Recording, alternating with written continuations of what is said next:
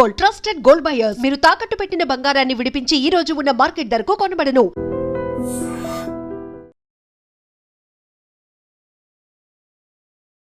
ఎందుకని డూప్లికేట్ ఓటర్లుగా ఉన్నారు, లేకపోతే వాళ్ళ పేరు మరోసారి ఓటర్ లిస్ట్లో కనిపిస్తోంది, లేకపోతే వాళ్ళంతా మిస్ అయిపోయారా? పక్కనున్న బూత్ లెవెల్ మీరు ఎక్కడ ఓటేస్తారో అక్కడికి వెళ్ళండి. ఒక బూత్ ఆఫీసర్ కూర్చొని ఉంటాడు. మిమ్మల్ని కొన్ని ప్రశ్నలు అడుగుతారు. మీరు ఎందుకు తప్పు పేర్లు ఇచ్చారు? ఇక్కడ మ్యాపింగ్ అబ్సల్యూట్ జరుగుతుంది. అప్పుడు కమ్యూనిస్ట్ వాళ్ళు చేశారు, ఇప్పుడు మమతా బెనర్జీ చేస్తుంది. ఏంటి? దొంగ ఆధార్ కార్డు, అప్పుడు ఆధార్ లేకుండే దొంగ రేషన్ కార్డులు తయారు చేయడం, దొంగ బర్త్ సర్టిఫికేట్ తయారు చేయడం, టెన్షన్ మొదలైంది. మమతా బెనర్జీ ఏమో మీ కిచెన్లో ఉన్న ఎక్విప్మెంట్ అంతా రెడీ చేసుకోండి, పనిముట్లన్నింటినీ వాడండి అంటే ఆమె. దెన్ వాట్ అబౌట్ లాంగ్ రన్లో ఎఫెక్ట్ పడుతుంది, థ్రెట్ అవుతారు, లేకుంటే సెక్యూరిటీకి ప్రాబ్లం అవుతుంది, ఇవన్నీ ఉన్నాయి కదా. దాని గురించి ఎందుకు ఆలోచించట్లేవు రాష్ట్రాలు? మరి మీరు ఎందుకు ఎంకరేజ్ చేస్తున్నారు అంటే మీకు అది ఒక ఓట్ బ్యాంక్ పాలిటిక్స్. ఇప్పుడు యూపీలో. నమస్తే, నేను Kavitha. Welcome to I dream news and నిజాలు. స్పెషల్ ఇంటెన్సివ్ రివిజన్కి సంబంధించి ఎలక్షన్ కమిషన్ 5 రాష్ట్రాల్లో ఇప్పటిదాకా జరిగినటువంటి వాటి లెక్కల్ని అందించింది. అందులోనూ ప్రధానంగా రాజస్థాన్లో 41.8 lakh ఓటర్లని తొలగించినట్టుగా అనౌన్స్ చేసింది. ఇక వెస్ట్ బెంగాల్కి సంబంధించి చూస్తే ఇప్పటికీ 58 లక్షల ఓట్లని తొలగించినట్టుగా అనౌన్స్ చేసింది. At the same time unmapped ఓటర్లు 32 లక్షల మంది దాకా ఉన్నారు. ఓవరాల్గా వెస్ట్ బెంగాల్కి సంబంధించి ఈ లెక్క 1.2 crore ఓటర్ల దాకా ఉండేట్టుగా ఇప్పుడు ఒక ఫిగర్ అనేది అయితే కనిపిస్తోంది. అఫీషియల్గా దానికి సంబంధించి ఒక డిక్లరేషన్ రావాల్సిన అవసరం ఉంది. ఇంతమంది ఓటర్లు, ఇన్ని లక్షల మంది ఓటర్లు ఎందుకని డూప్లికేట్ ఓటర్లుగా ఉన్నారు, లేకపోతే వాళ్ళ పేరు మరోసారి ఓటర్ లిస్ట్లో కనిపిస్తోంది, లేకపోతే వాళ్ళంతా మిస్ అయిపోయారా, చనిపోయారా, ఏం జరిగింది, ఎందుకని ఇంత పెద్ద ఎత్తున ఈ లెక్కలు బయటపడుతున్నాయి? At the same time oppose కూడా ఎందుకని కనిపిస్తోంది? మనతో పాటుగా ఉన్నారు సీనియర్ జర్నలిస్ట్ సురేష్ కొచ్చతిల్ గారు. సార్ నమస్తే. మనం ఇప్పటిదాకా బీహార్ మాట్లాడుకున్నాము, వెస్ట్ బెంగాల్ మాట్లాడుకున్నాము, బట్ సర్ప్రైజింగ్లీ రాజస్థాన్లో కూడా 41.8 lakh ఓటర్స్, అది కూడా వాటిని తొలగించారు అనుకుంటే ఎక్కడ తక్కువ నెంబర్ అనేది కనిపించట్లేదు కదా. ఎక్సెప్ట్ లక్షద్వీప్లో 1400 ఓటర్లు ఉన్నారు, ఎందుకంటే అక్కడ తక్కువ జనాభా ఉంది కాబట్టి. ఈవెన్ గోవాలో కూడా 1,00,000కు పైగా ఓట్లు అనేవి ఉన్నాయి, పుదుచ్చేరిలో 1,00,000కు పైగా. ఇవన్నీ కూడా duplicate votes, dead votes and permanently migrated voters, 3 కేటగిరీలు అన్నమాట. మనం లాస్ట్ ఓటర్ రివిజన్ జరిగింది మన్మోహన్ సింగ్ టైంలో 2002లో. అది 2003 దాకా ఎక్స్టెండ్ అయింది. దానికి ఒక బేస్ ఇయర్గా తీసుకున్నారు ఎలక్షన్ కమిషన్. ఆ ఎలక్షన్ కమిషన్ ఏమంటున్నారు, అప్పుడు మీ నాన్నగారు అమ్మగారు లేకుంటే మీరు కూడా ఓటర్ లిస్ట్లో ఉంటే దెర్ ఇస్ నో ప్రాబ్లం, మీరు మ్యాచ్ చేసుకోవచ్చు. ప్రాజనీ మ్యాపింగ్ అంటారు. అంటే మీ నాన్నగారి పేరు ఇదని మీరు చూపిస్తే అది అక్కడ మ్యాచ్ అవుతుంది, ఏదో ఒక కాన్స్టిట్యున్సీలు ఉంటుంది, మీరు ఇద్దరు మ్యాచ్ అయిపోతుంది కంప్లీట్. లేకుంటే మీ అమ్మగారి పేరు, ఇద్దరు లేకుంటే మీ రిలేటివ్స్ పేరు ఉంటుంది, మ్యాచ్ చేసుకోవచ్చు. ఇది చాలా పెద్ద ఎక్సర్సైజ్ జరిగింది. ఇప్పుడు మనకు తెలిసింది, మీరు చెప్పినట్ల రాజస్థాన్లో 41 లక్షలు అంటే మనం అనుకుంటాం వెస్ట్ బెంగాల్ కన్నా తక్కువే కదా, 58, ఇది 41 కాదు. వాళ్ళ దగ్గర ఓటింగ్ పాపులేషన్ 5 కోట్లే. West Bengal voting population close to 8 crores. అప్పుడు మీరు 8 crores to 58 lakhs విజావి 5 crores to 41 lakhs అనే ఒక కాంబినేషన్ వేసుకుంటే, మ్యాథమెటికల్ ఈక్వేషన్ వేసుకుంటే మీకు తెలిసిపోతుంది రాజస్థాన్ నంబర్లు ఎక్కువనే. ఇంకా అంటే వెస్ట్ బెంగాల్ నంబర్లు మినిమం 1 crore ఉంటేనే రాజస్థాన్ నెంబర్తో మ్యాచ్ అవుతుంది. 1 crore కాకుండా అట్లీస్ట్ 80 lakhs. మీకు గుర్తుంది, నేను ఒక స్టడీ చెప్పాను కవిత గారు మీకు, ఒక 2 నెలల ముందు మనం మాట్లాడుకున్నాం. ఫస్ట్ SIR అనౌన్స్ చేసినప్పుడు ఒక స్టడీ చేస్తున్నారు, ఒక రీసెర్చ్ ఆర్గనైజేషన్, చాలా డీటెయిల్గా చేశారు, చాలా బాగా చేశారు. ఇన్ఫ్యాక్ట్ అది పబ్లిష్ చేసింది RSS వాళ్ళు, బీజేపీ వాళ్ళు అంటే మనం అనుకోవచ్చు, కాదు. అది ఫస్ట్ టైం పబ్లిష్ చేసింది టెలిగ్రాఫ్ అనే ఒక న్యూస్ పేపర్ వెస్ట్ బెంగాల్లో, totally pro communist, anti Modi. And Hindu దాని తర్వాత నెక్స్ట్ పబ్లిష్ చేసింది, వాళ్ళు పబ్లిష్ చేశారు ఆ సర్వే రిపోర్ట్. నాకు ఆర్గనైజేషన్ గుర్తులేదు ఎవరు చేశారు, కానీ వాళ్ళు చాలా బాగా చేశారు. ఎట్లా చేశారంటే ఫస్ట్ వాళ్ళు 2002 ఓటర్ లిస్ట్ తీసుకున్నారు. ఆ ఓటర్ లిస్టులో ఉన్న అందరి పేర్లు సిస్టంలో ఎంటర్ చేసిన తర్వాత వాళ్ళు దానికి మ్యాచింగ్ మొదలుపెట్టారు. 2002 తర్వాత వాళ్ళు ప్రతి సంవత్సరంలో రివిజన్ జరిగినప్పుడు, అప్పుడు స్పెషల్ రివిజన్ కాదు, స్పెషల్ ఇంటెన్సివ్ రివిజన్ కాదు, ఒట్టే మీ ఇంటికి వస్తారు, మీరు ఉన్నారా లేదా కనుక టిక్ కొట్టేసి వెళ్ళిపోతారు. ఇది జరిగేది. ఆ టైంలో ఏం జరిగిందో ఆ లిస్ట్లో చూస్తే కూడా చాలామంది ఆ లిస్ట్లో కనిపించకుండా పోయారు. ఏది అసెంబ్లీ ఫర్ ఎగ్జాంపుల్ 2002 తర్వాత 2007 అనుకుందాం, చాలామంది లేరు. సో వాళ్ళు ఏం చేశారంటే ఆ నంబర్లను తీసేశారు. నెక్స్ట్ వాళ్ళు ఏం చేశారంటే డెత్ అండ్ బర్త్ సర్టిఫికేట్ చూశారు వెస్ట్ బెంగాల్లో ఇష్యూ చేసినా కానీ. అప్పుడు వాళ్ళు అది మ్యాచ్ చేసుకుంటూ వెళ్ళిపోతే లాస్ట్ 2025కి వచ్చేదాకా వాళ్ళు చూసిన లిస్ట్ ప్రకారం వెస్ట్ బెంగాల్లో 1 కోటి మంది ఎక్స్ట్రా ఓటర్లు ఉన్నారు. ఫర్ ఎగ్జాంపుల్ ముషీదాబాద్ లాంటి constituency which is very minority heavy కాన్స్టిట్యున్సీలో పాపులేషన్ కన్నా ఎక్కువ ఓటర్లు ఉన్నారు. ఆలోచించండి, పాపులేషన్ కన్నా ఎక్కువ ఓటర్లు ఉన్నారు. అది కాకుండా మొన్ననే ఎలక్షన్ కమిషన్ కన్నా ముందు వీళ్ళు ఎస్ఐఆర్ స్టార్ట్ చేసి అదే టైంలో UIDA, that is unique identification authority, చెప్పండి ఆధార్ ఇష్యూ చేసిన అథారిటీస్ వెస్ట్ బెంగాల్లో 34 లక్షల మంది చనిపోయారని చెప్పి వాళ్ళ ఓటర్ ఐడి కార్డ్ వాళ్ళ ఆధార్ డీయాక్టివేట్ చేశారు. 16 డిజిట్ను ఆధార్ డీయాక్టివేట్ చేశారు. వాళ్ళకి ఎక్కడి నుంచి వచ్చింది డేటా? వాళ్ళకి వెస్ట్ బెంగాల్ గవర్నమెంట్ దగ్గర ఉన్న డేటా వాళ్ళు తీసుకున్నారు, బర్త్ అండ్ డెత్ సర్టిఫికేట్స్ నుంచి. ఇప్పుడు ఇంపార్టెంట్ ఏంటంటే దీంట్లో ఎందుకు చేశారని చాలామంది అడిగారు. ఇప్పుడు ఎందుకు చేస్తున్నారు అంటే ఈ 32 లక్షల మంది చనిపోయిన వాళ్ళలో చాలామంది ఆధార్ కార్డు ఇప్పుడు కూడా వాడుకుంటున్నారు. ఎవరో సిమ్ యాక్టివేషన్కి వాడుకుంటున్నారు, బ్యాంక్ అకౌంట్కి వాడుకుంటున్నారు, లోన్ల కోసం వాడుకుంటున్నారు. అంటే అంత ఫేక్. లోన్ తీసుకుని వాడు గాయమైపోతాడు, మన సిమ్ కార్డ్ తీసుకొని ఏదో ఇల్లీగల్ యాక్టివిటీకి యూజ్ చేసుకుంటాడు, దానికోసం డీయాక్టివేట్ చేసి పడేశారు. మన ఆధార్ కార్డు ఒక స్పెషాలిటీ ఏంటంటే ఈ 16 డిజిట్లో ఇంకోసారి మీరు క్రియేట్ చేయలేరు. ఫర్ ఎగ్జాంపుల్ ఒక 16 డిజిట్ నెంబర్ ఉందనుకోండి, డీయాక్టివేట్ అయితే ఇంకొకసారి అది ఎక్కడైనా ఒక 2 సంవత్సరాల తర్వాత అదే నెంబర్ ఇష్యూ చేయాలంటే కాదు, ఆ నెంబర్ యూనిక్ ఉంటుంది దానికి. సో డీయాక్టివేట్ అయిపోయింది. సో మీరు నెక్స్ట్ టైం సిమ్ కార్డ్ తీసుకోవడానికి వెళ్తే మీ ఆథరైజేషన్ చెక్ చేయడానికి, మీ జెన్యూనిటీ చెక్ చేయడానికి ఆధార్ చెక్ చేస్తే డీయాక్టివేట్ అని చూపిస్తుంది, మీకు సిమ్ డిక్లైన్ చేస్తారు. కానీ మన దగ్గర ఎట్లా అంటే పక్కన ఒక ఛత్రి వేసుకొని కూర్చొని ఉంటాడు, కూడా సిమ్ కార్డులు అమ్ముతూనే ఉంటాడు. ఈ doesn't do a biometric check. Biometric check చాలా ఇంపార్టెంట్. ముందు చేస్తుండే, కానీ దాని తర్వాత ఒక సుప్రీంకోర్టు రూలింగ్ వచ్చింది, బయోమెట్రిక్ యూజ్ చేయలేమని చెప్పగానే ఈ థంబ్ ప్రింట్ తీసేసి వాళ్ళు ఫిజికల్ పేపర్ నుంచి మొదలుపెట్టారు మళ్ళీ. ఎనీవే దాంట్లో మనం చూస్తాం చాలా మటుకు ఈ టెర్రరిస్ట్ కానీ ఈ ఫేక్ కాలర్స్, మన డిజిటల్ అరెస్ట్ లాంటివి చేసేట వాళ్ళు అందరూ ఇట్లాంటి ఫేక్ సిమ్ కార్డ్స్ వాడుకుంటున్నారు. వాళ్ళు ఒకసారి వాడుకుంటారు, పడేస్తారు, మళ్ళీ ఇంకో సిమ్ కార్డు యూజ్ చేస్తారు. అట్లా ఇప్పుడు ఏం జరిగిందంటే వెస్ట్ బెంగాల్లో ఈ 58 లక్షల మందిని తీసేశారు కంప్లీట్గా. కొంతమంది దాంట్లో 1% ఎర్రర్ ఉండొచ్చు, 1 or 2%. వాళ్ళు వచ్చి చెప్పాల్సి అంటే చనిపోయిన చెప్పిన ఒక మనిషి ఇప్పుడు కనిపించిందంట, లేదు నేను బతుకున్నానని చెప్పి ఆయన వెళ్ళి క్రిమేషన్ గ్రౌండ్లో కూర్చొని అన్ని అంత్యక్రియలు చేశారంట వారి రిలేటివ్స్. చనిపోయింది కదా ఎట్లా అని చెప్పేసి it was like more of a comedy scene. కానీ అట్లాంటి ఒక 1% దాకా ఉండొచ్చు 58 లక్షల్లో.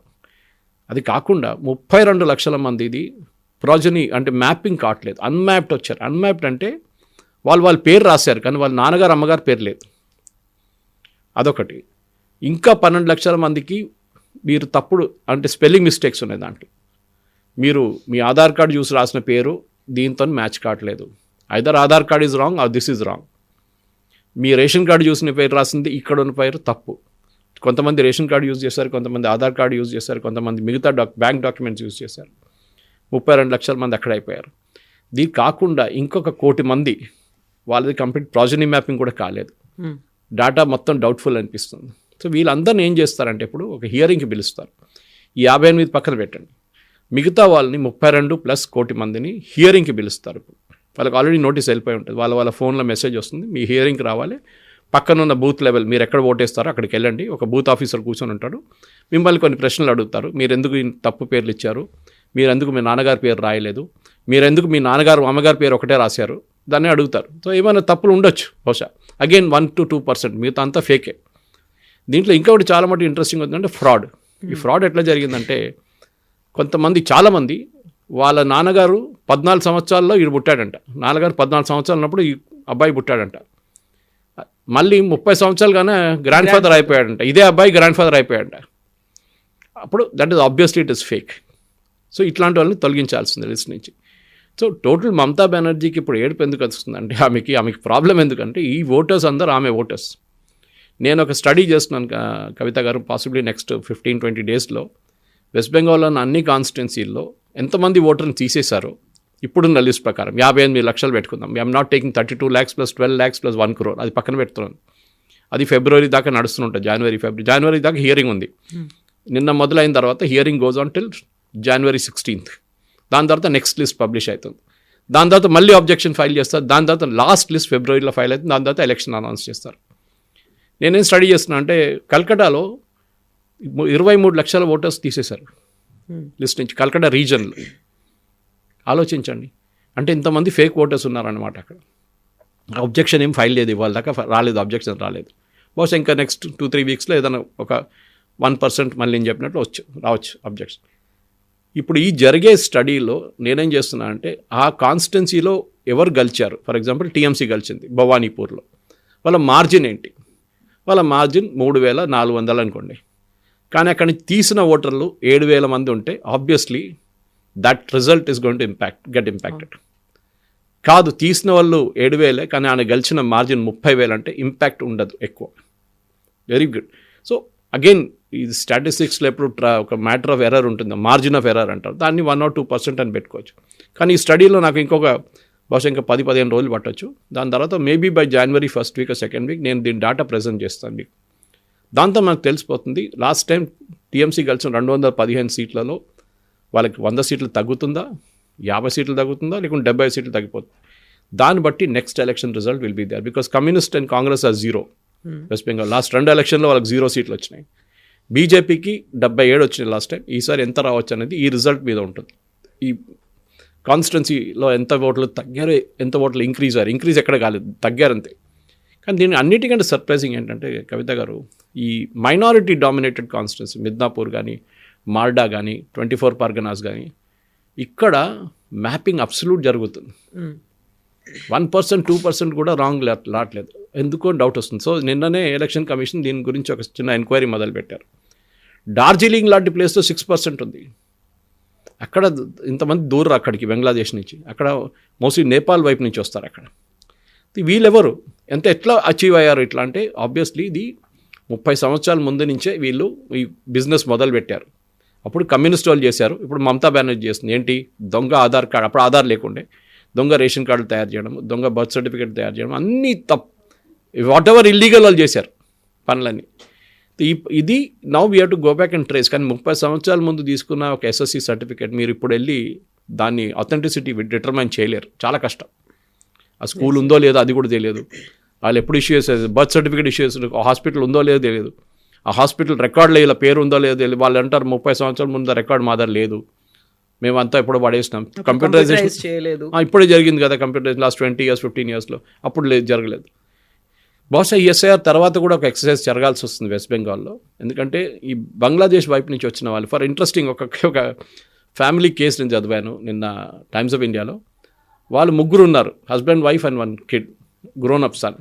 వాళ్ళు అస్సాం లిస్ట్లో ఎన్ఆర్సీ నడుస్తుంది అక్కడ, నేషనల్ రిజిస్టర్, దాంట్లో వాళ్ళని నాన్ సిటిజన్స్గా డిటర్మైన్ చేశారు. వాళ్ళు వచ్చి వెస్ట్ బెంగాల్ సెటిల్ అయిపోయి ఇక్కడ సిటిజన్షిప్ దొరికింది వాళ్ళకి. అంటే ఇక్కడ Aadhaar card, voter ID card, ration card అన్నీ తయారు చేసుకున్నారు వాళ్ళు. కానీ ఆసాంలో పట్టుకున్నారు వాళ్ళని.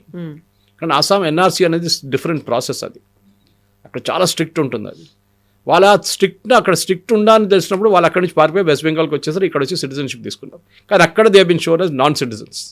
Now they will have to answer the question.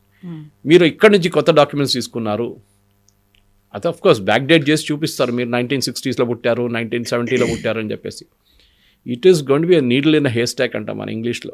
చాలా ఏం చెప్తారు, చాలా టఫ్ వర్క్ ఇది. సో ఎలక్షన్ కమిషన్ ఏం చేశారంటే ఇది వెస్ట్ బెంగాల్ గవర్నమెంట్ దీన్ని మ్యానిపులేట్ చేస్తారని చెప్పి వాళ్ళు 2 పనులు చేస్తారు. ఒకటి సుప్రీంకోర్టుకి వెళ్ళి చెప్పారు, మా బిఎల్ఓల్ని వీళ్ళందరూ కలిసి టీఎంసీ వాళ్ళు కలిసి ధమ్కీ ఇస్తున్నారు, వాళ్ళు తిడుతున్నారు, వాళ్ళ మీద చాలా ప్రెషర్ పెడుతున్నారు, ఇల్లీగల్గా ఇంక్లూడ్ చేసి. సుప్రీంకోర్టు ఏం చెప్పారంటే సెక్యూరిటీ ప్రొవైడ్ చేయమన్నారు. You ask the state government to provide security, వాళ్ళు ఇవ్వకపోతే సిఆర్పిఎఫ్ని పెట్టండి అని చెప్పారు, సిఆర్పిఎఫ్ సిఐఎస్ఎఫ్ని. అదొకటి. రెండవది ఎలక్షన్ కమిషన్ ఏం చేశారంటే అబ్జర్వర్స్ పెట్టారు. ఇప్పుడు మన ఎలక్షన్ టైంలో మీరు చూస్తుంటారు ఎక్స్టర్నల్ అబ్జర్వర్స్ వస్తారు. ఆంధ్ర నుంచి ఒక ఆయన్ని బీహార్ పంపిస్తారు, ఓకే, తమిళనాడు నుంచి ఒక ఆయనకి అస్సాం పంపిస్తారు. అంటే వాళ్ళకి కనెక్షనే ఉండదు, కాడర్ కనెక్షన్ ఉండదు. సో అట్లాంటి ప్రతి అసెంబ్లీ సెగ్మెంట్కి ఒక అబ్జర్వర్ పెట్టారు. ఇప్పుడు ఈ ఎస్ఐఆర్ ప్రాసెస్ టైంలో బయట నుంచి వచ్చిన ఐఏఎస్ ఆఫీసర్లు, వాళ్ళ మీద చాలా ప్రెషర్ ఉంది. ఇప్పుడు వాళ్ళు బూత్ లెవెల్ ఆఫీసర్స్ మీద, వాళ్ళ డిస్ట్రిక్ట్ కలెక్టర్ మీద ఇంకా ప్రెషర్ పెడుతున్నారు. ఏదైనా చిన్న తప్పు కనిపిస్తే, లేకుంటే ఫేక్ ఐడెంటిఫికేషన్, ఫేక్ ఓటర్ని యాడ్ చేస్తే అందరికీ నోటీస్ ఇష్యూ చేస్తారు. So you have to be very careful from now on. ఇప్పుడు నుంచి హియరింగ్ మొదలైనప్పుడు టెన్షన్ మొదలైంది. మమతా బెనర్జీ ఏమో మీ కిచెన్లో ఉన్న ఎక్విప్మెంట్ అంతా రెడీ చేసుకోండి, పనిముట్లన్నింటినీ వాడండి. అంటే ఆమె షీఈస్ కాలింగ్ ఫర్ వైలెన్స్. ఆమెకు తెలిసిపోయింది ఇప్పుడు, ఆమె చేతి నుంచి బయటికి వెళ్ళిపోయింది అదంతా. ఆమె ఏం చేయలేదు, చేయకపోవచ్చు కూడా. ఆమె ఏమో మా పార్టీ వాళ్ళు బూత్లు పెడుతున్నారు, మా పార్టీ వాళ్ళు హెల్ప్ డెస్క్ పెడుతున్నారు, మిమ్మల్ని ఎన్రోల్ చేస్తారంటే ఎన్రోల్ ముందే కావచ్చు. ఎన్రోల్ ఎందుకు చేయలేదంటే they have not been able to get the documents. Enroll ఏం చేస్తారంటే ఫేక్ డాక్యుమెంట్స్ తయారు చేస్తారు, అది ఈజీగా పట్టుకోవచ్చు. ఇప్పుడున్న కండిషన్లో మీరు ఆధార్లో సబ్మిట్ చేసిన ఏం డాక్యుమెంట్ సబ్మిట్ చేస్తారో ఆధార్ వాళ్ళ దగ్గర ఉంటుంది, అది యూనిక్ ఐడెంటిఫికేషన్ అథారిటీ దగ్గర ఆ డాక్యుమెంట్ ఉంటుంది ఏం సబ్మిట్ చేస్తారో. మీరు ఒక ఎస్ఎస్సీ సర్టిఫికేట్ అప్పుడు సబ్మిట్ చేశారు, ఇంకో కొత్త ఎస్ఎస్సీ సర్టిఫికేట్ ఇప్పుడు తీసుకెళ్తే మిమ్మల్ని పట్టుకుంటారు 100%. ఎందుకంటే వెస్ట్ బెంగాల్లో ఇది పెద్ద ఒక ఫ్యాక్టరీ.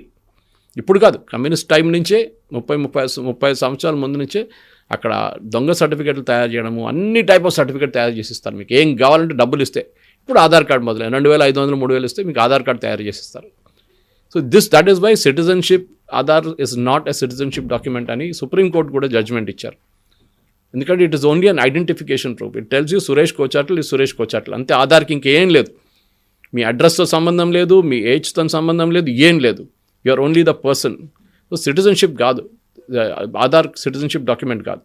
మిగతా డాక్యుమెంట్స్ ప్రూవ్ చేసుకోవచ్చు. ఒకటి మీరు పుట్టిన బర్త్ సర్టిఫికేట్, కానీ ఆ టైంలో 1960s 70sలో ఉన్న బర్త్ సర్టిఫికేట్స్ ఎక్కువ రావు ఆ టైంలో హాస్పిటల్స్ నుంచి. ఇప్పుడు మనకు జిహెచ్ఎంసీ తీసుకోవాల్సి వస్తుంది మనకి. అది కాకుండా 10th class certificate, passport, these are all documents మీరు ప్రూవ్ చేసుకోవచ్చు that you are a citizen of India అని. ఇప్పుడు జరుగుతున్న ఛాలెంజ్ ఏంటంటే వెస్ట్ బెంగాల్లో ఇది మీరు అడగొచ్చు, రాజస్థాన్లో 41 లక్షల మంది ఎవరు? ఎగ్జాక్ట్లీ. ఇప్పుడు 40 లక్షలు, 50 లక్షలు, 60 లక్షలు, 80 లక్షలు ఇంతమంది ఉన్నారంటే బయట నుంచి ఎవరో వచ్చి ఉంటే వాళ్ళకు ఓన్లీ అక్కడ లైవ్లీహుడ్ ఒక షెల్టరో ఇవ్వడం మాత్రమే కాదు, ఎవ్రీడే రోటీ కపడా మకాన్ అనేవి ఉంటాయి, ఇవన్నీ చూపించాలి. మళ్ళీ వాళ్ళకి కావాల్సినటువంటి లైవ్లీహుడ్ ఇవంతా కల్పించాలి. ఇవంతా స్టేట్కి ఒక బర్డన్లా అవుతుంది. ఎవరి ఇంట్రెస్ట్ కోసము అనేది వస్తుంది. వాళ్ళతో వస్తే ఓట్లు వేయించుకుంటే ప్రభుత్వం ఏర్పడుతుందేమో, కానీ దెన్ వాట్ అబౌట్ లాంగ్ రన్లో ఎఫెక్ట్ పడుతుంది, థ్రెట్ అవుతారు, లేకుంటే సెక్యూరిటీకి ప్రాబ్లం అవుతుంది.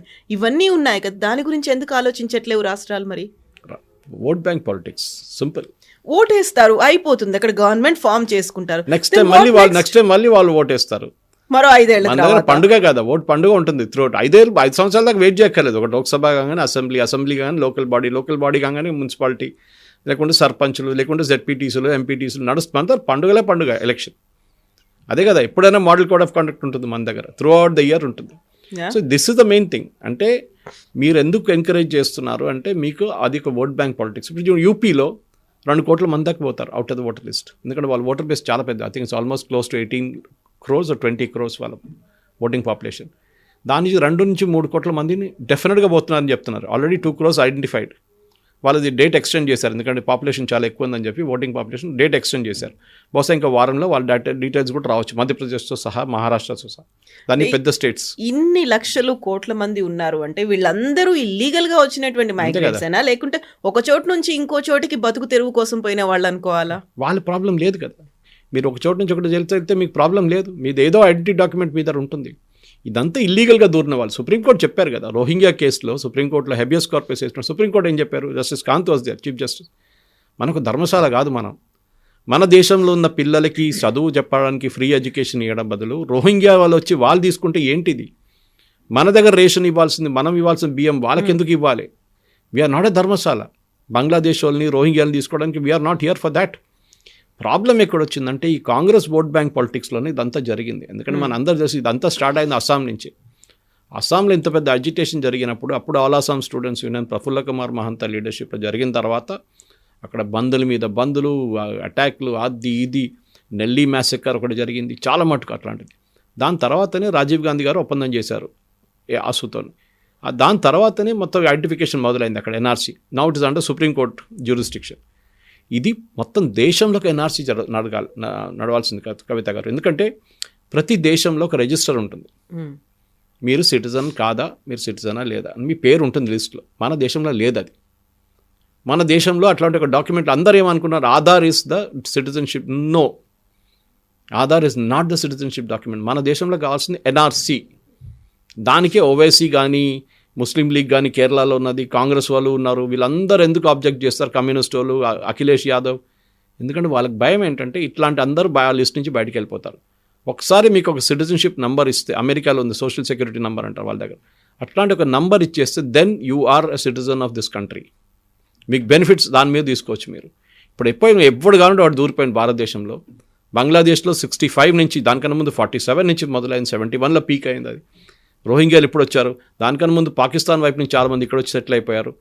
అందరూ ఉన్నారు. కానీ సిటిజన్షిప్ అమెండ్మెంట్ యాక్ట్ తీసుకొచ్చిన తర్వాత ఇప్పుడు మటువా కమ్యూనిటీ లాగా వెస్ట్ బెంగాల్లో వాళ్ళు కూడా సిటిజన్షిప్ ఇస్తున్నారు. వాళ్ళ దాంట్లో కూడా ఆల్మోస్ట్ 1 కోటి మంది హియరింగ్కి ఉన్నారు వాళ్ళు. కానీ వాళ్ళు చెప్పొచ్చు మాకు SMS వచ్చిందండి, citizenship document has been approved అని. దట్ ఈస్ ఇనఫ్ గవర్నమెంట్కి, ఎలక్షన్ అథారిటీస్కి. కానీ ఇటువైపు రాజస్థాన్ వైపు 41 లక్షల చాలామంది మస్ట్ బీ ఫ్రమ్ పాకిస్తాన్. అక్కడి నుంచి వచ్చి సెటిల్ అయిన వాళ్ళు ఉంటారు మన దగ్గర. వీళ్ళు ఎవరు? కాశ్మీర్ మొదలు కాలేదు ఇంకా, అక్కడ ఇంకా ఉంది పెద్దది, అక్కడ ఇంకా పెద్ద స్టోరీ వస్తుంది అక్కడ. మీకు బహుశా తెలుసో లేదు, కవిత గారు, పాకిస్తాన్లో నుంచి ఒక అబ్బాయి కాశ్మీరీ అమ్మాయిని పెళ్లి చేసుకోవచ్చు and she will retain her land. Exactly. అదే అమ్మాయి ఇండియన్ అబ్బాయితో పెళ్లి చేసుకుంటే ల్యాండ్ పోతుంది. Still article 370 was revoked. అది యాక్చువల్లీ 375 లేకుండే, అది 35A ఉండేది, which was an ordinance which Nehru illegally continued for almost 30 years. Nehru అని కాదు, నెహ్రూ తర్వాత వచ్చిన వాళ్ళు కూడా. ఒక ఆర్డినెన్స్ లైఫ్ 6 months, దాని తర్వాత ఉండదు, పనికిరాదు అది. కానీ రాజేంద్ర ప్రసాద్ గారు సైన్ చేసిన ఆ ఆర్డినెన్స్ నెహ్రూ గారి టైం నుంచి మోదీ గారు విత్డ్రా చేసేదాకా నడిచిందనమాట, 70 సంవత్సరాల దాకా. So obviously it was illegal. అట్లాంటి చాలా ఉన్నాయి. SC ST కోటాలు లేకుండే జమ్మూ కాశ్మీర్లో, 370 వాజ్ రిమూవ్డ్. ఎవరైనా అడిగారండి? కాంగ్రెస్ వాళ్ళు ఎవరైనా అడిగారా ఎందుకు SC ST OBC కోటా ఇవ్వట్లేదు? అక్కడ OBC ఇచ్చారు కొంతమంది, ఎందుకంటే కాశ్మీర్లో కొంతమంది ముస్లిమ్స్ BC కోటాలు వస్తారు, బకర్వాల్స్ లాంటి వాళ్ళు. కానీ SC STs కోటా ఎందుకు ఇవ్వట్లేదండి కాశ్మీర్లో? ఎందుకు ఇవ్వలేదు ఇన్ని సంవత్సరాలు? అడిగారు కాంగ్రెస్ వాళ్ళు? వీళ్ళు దాని రోజు పొద్దున్న లేవగానే రాహుల్ గాంధీ ఏడుస్తూనే ఉంటారు కదా కోటాల గురించి. So this is where it comes. ఇది పెద్ద ఎక్సర్సైజ్, SIR ఎక్సర్సైజ్, ఈ స్పెషల్ ఇంటెన్సివ్ రివిజన్ ఎక్సర్సైజ్ని ఒపోజ్ చేయడంలోనే మీకు తెలిసిపోతుంది. యోగి ఆదిత్యనాథ్ గారు మాట్లాడలేదే.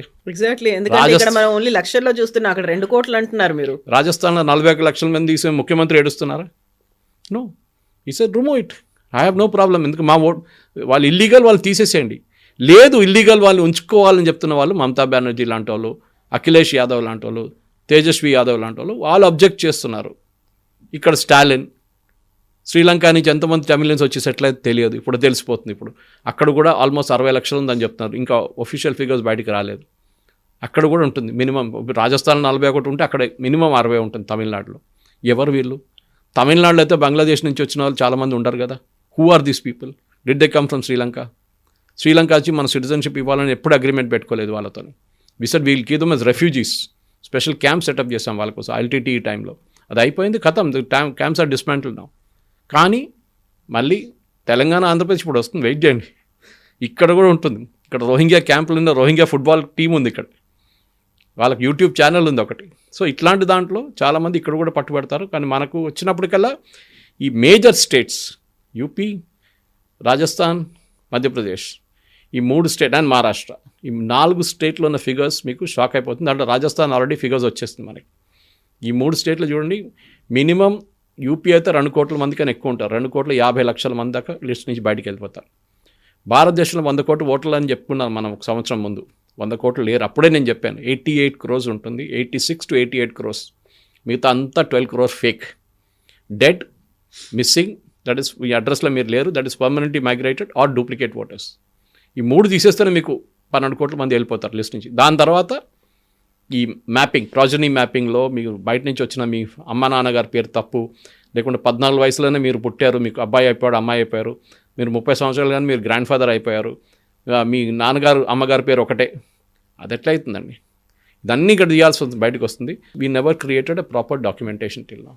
అది ఇప్పుడు జరుగుతుంది. సో మామూలుగా ట్రెమార్సే కాదు, ఎత్తుకు రాబోతోంది. ఇంకా చూస్తున్నాండి తమాషా, అవి పిక్చర్ అవి బాకీ హై అవి. Yes, sir. Thank you so much. Thank you. Thank you.